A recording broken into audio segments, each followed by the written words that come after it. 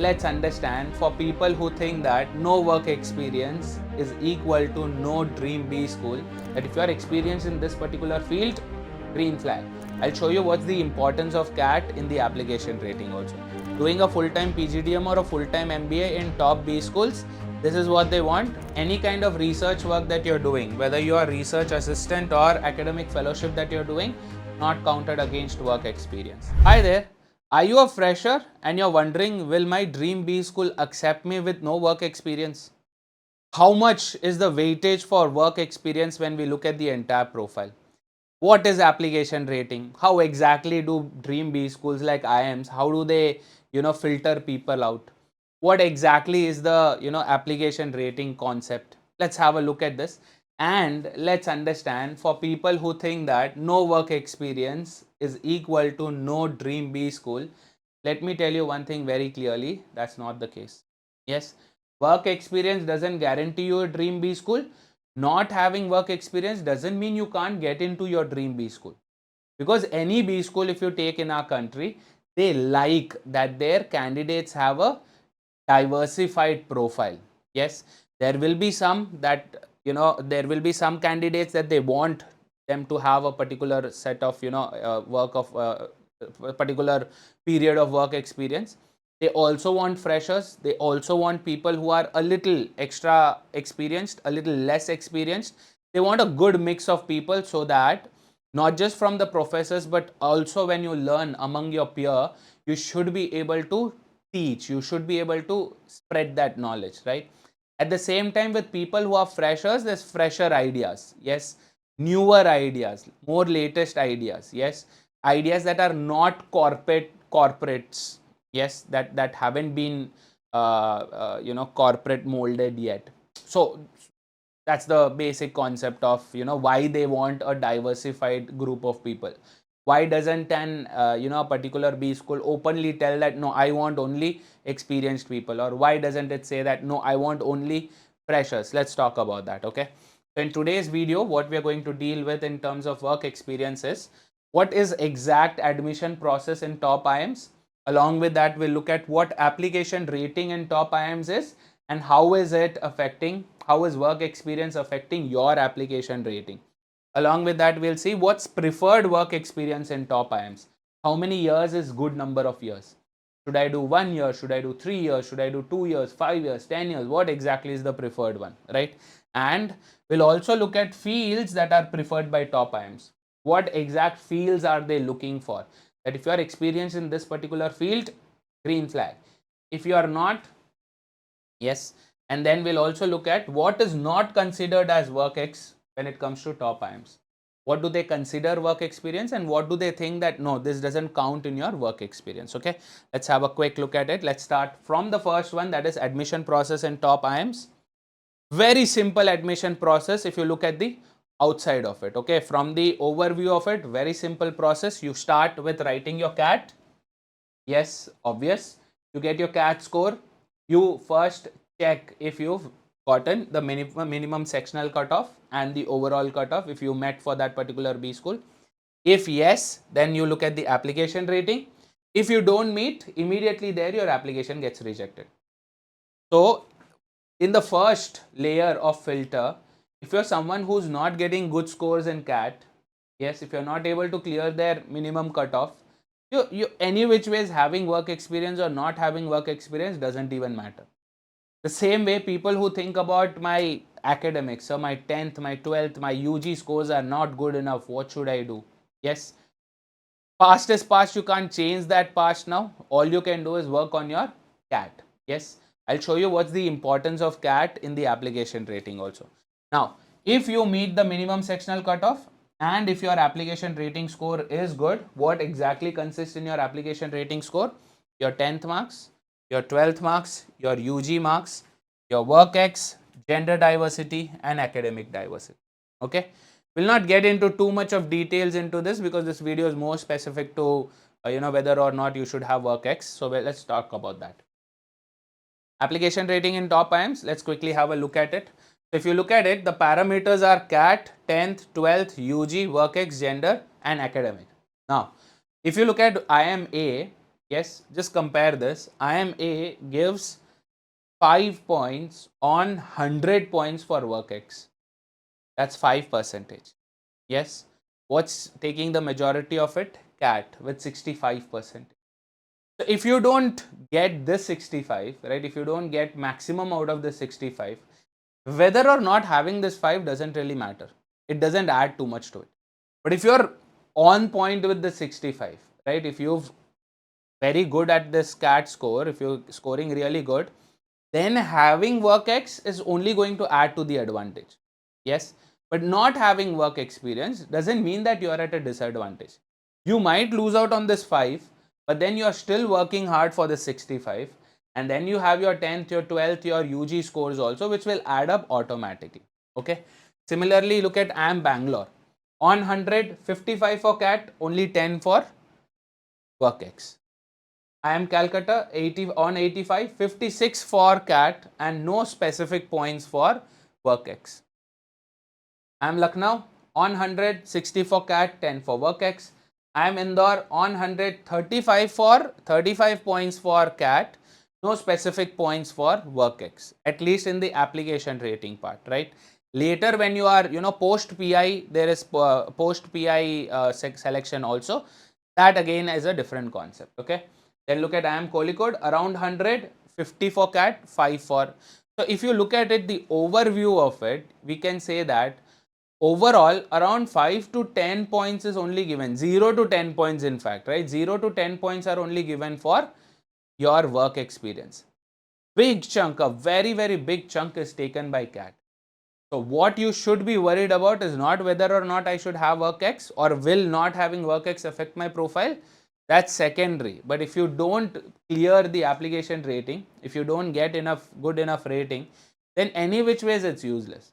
Okay, so start working on your CAT is what I'm indirectly telling you. Now let's talk about preferred work X. Now for people who already have, sir, I have work X, what do I do now? You just made work experience irrelevant. You just said that it's insignificant for us. It's not insignificant. Like I said, it adds to your profile, but if you are scoring good in your CAT. If you're someone who's not even clearing the minimum cutoff, forget about dealing about application rating. That story itself won't come. But if you're getting decent score and you have work experience, that will add to your profile. Got it?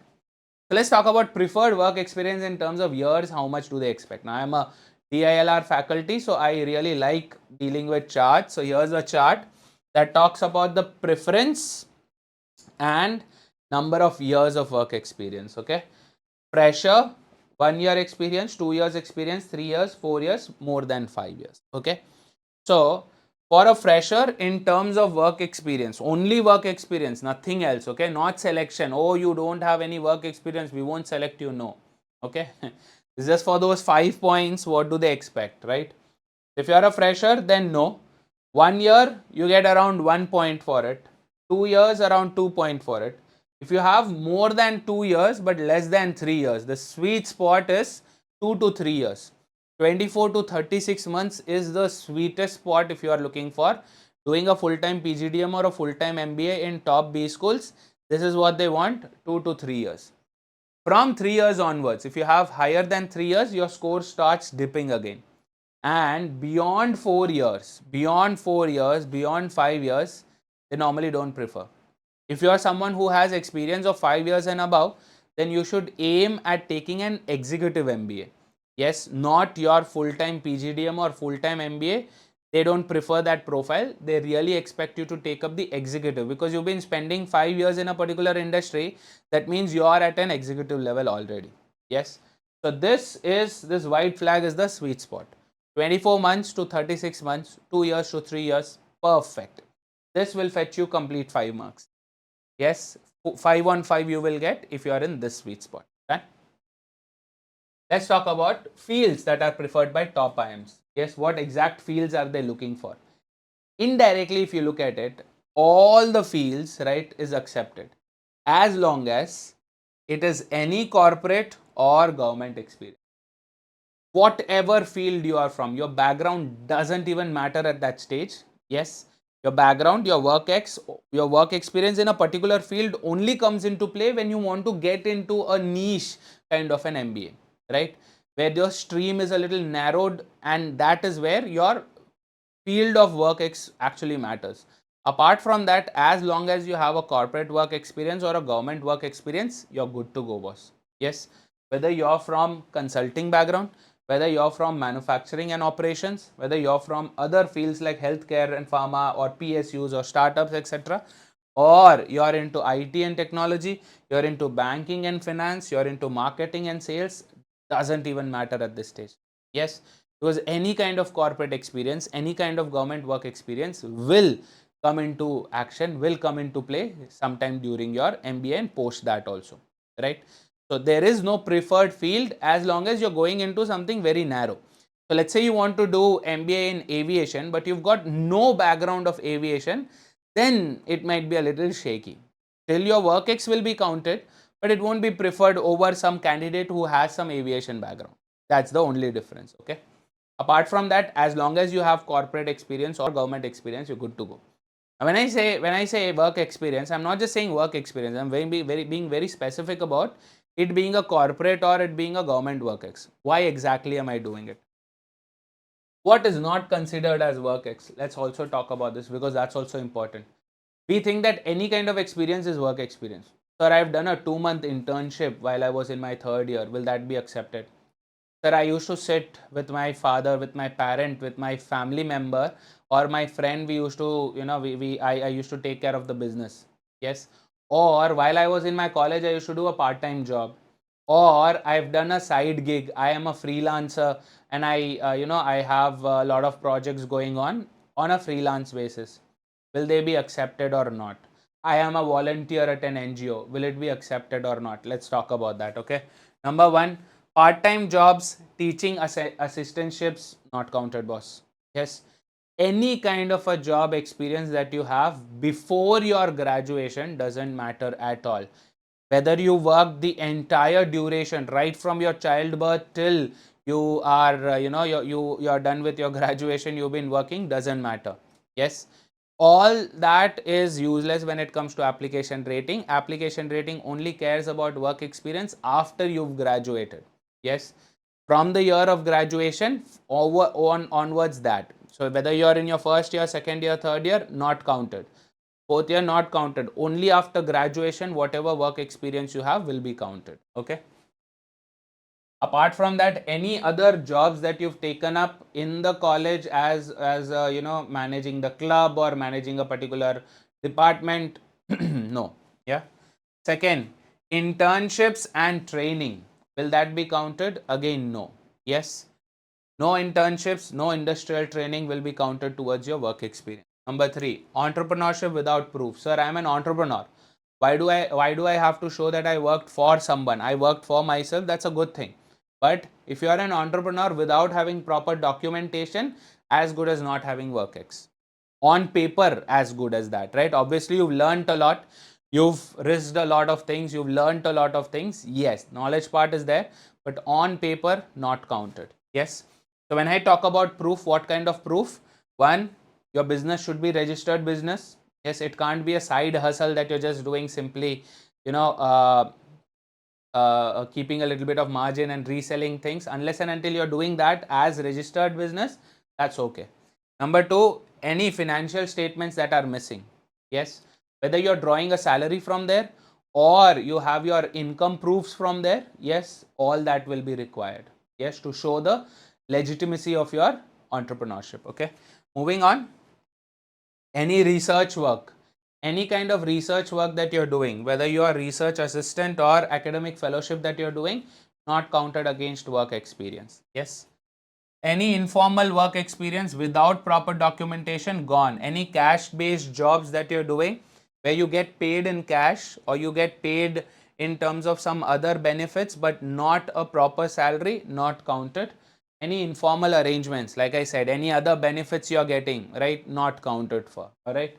Pre-joining experience, that is any part-time work or any study related jobs, not counted again. Any part-time, any kind of part-time, not counted. You can say, sir, it wasn't part-time.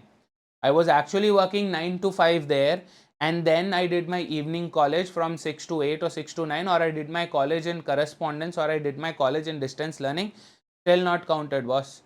After graduation only counted for application rating. Okay, any freelancing or unverified work, any NGO or volunteer work, not counted as long as you've drawn salary from there.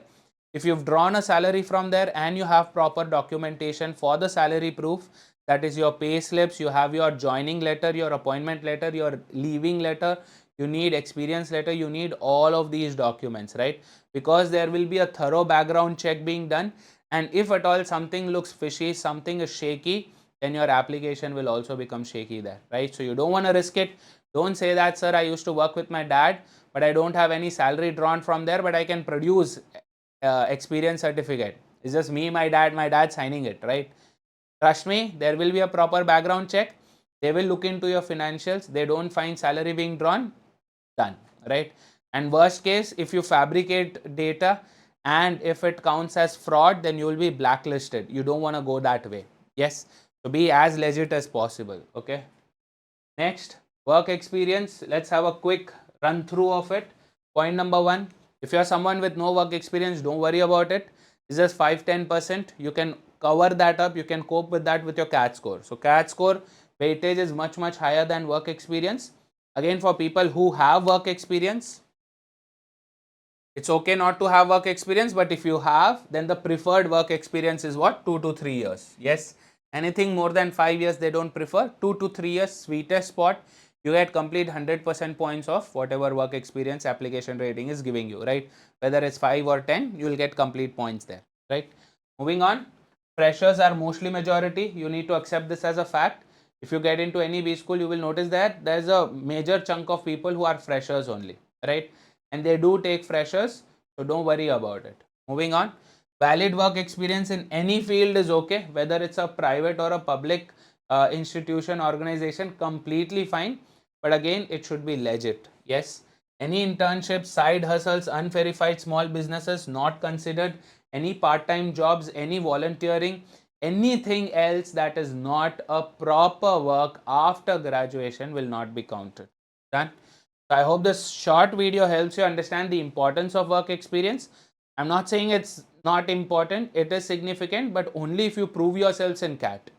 Yes, story starts there. You get great scores in CAT. Adding to that will be your work experience. So both combined, what a beautiful profile you will have, and you will get into your dream B school. Simple as that. Yeah. Obviously, provided you do your GD and PI rounds perfectly, that is right. And I'm assuming if you're someone who's got good work experience and is able to score well in CAT, then you will definitely crack the GD and PI and WAT rounds also. Okay, so don't worry about that. So at this stage, for freshers, don't worry about work-ex. Don't think about how indirectly how can I get a work experience or an experience letter from somewhere. Don't do all that, right? Focus on your CAT, crack CAT. You're a fresher. A lot of B schools take freshers, right? Majority chunk is freshers. So chill, take a chill pill. Focus completely on your CAT. I hope this video helps you guys. If you have any further questions, drop it in the comments. I'll be more than happy to oblige. All the very best. Cheers.